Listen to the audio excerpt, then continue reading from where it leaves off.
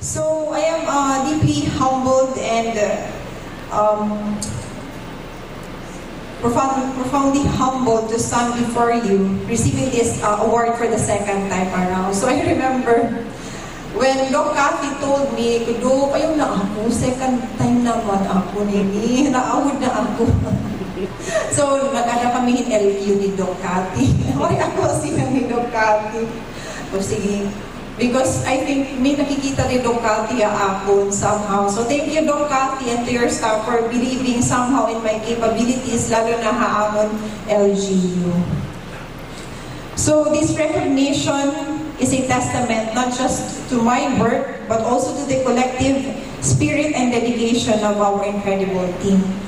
So let me first recognize one of the major contributor in our LGU's achievements all across the past few years. So diri pa po also an implementation of first 1,000 days. I should say, she really is the mother of the first 1,000 days, as evidenced by the accomplishments of her children. To our loving, compassionate mother, Nanay LB, Honorable Elvira U. Pabalcon.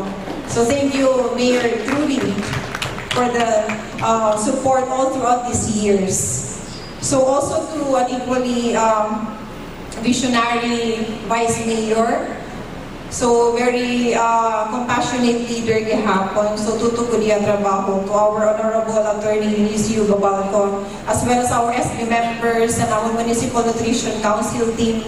So hiragod talaga ni primarily greatest investor in our accomplishments all throughout these years. It took us 10 years. So we are not yet there, the perfect nutrition resilient municipality. But we assure you of our dedication towards the reduction of a malnourished free municipality somehow in the future years, hopefully before I retire.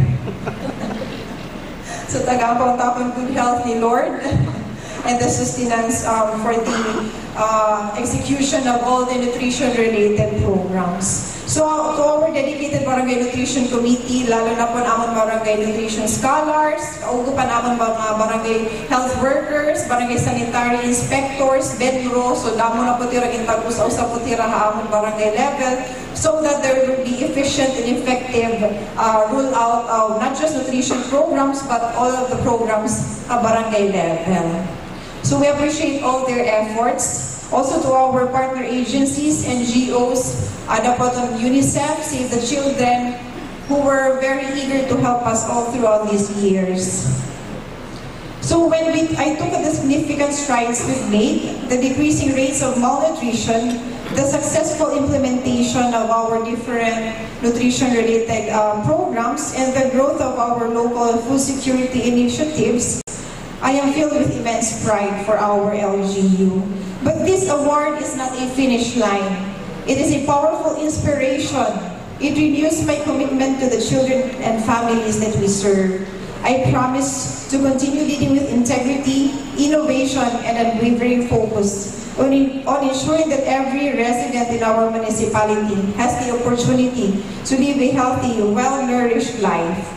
Thank you once again for this incredible honor. I look forward to working side by side with all of you to build a region where good nutrition is a reality for everyone. Mabuhay po tayong lahat.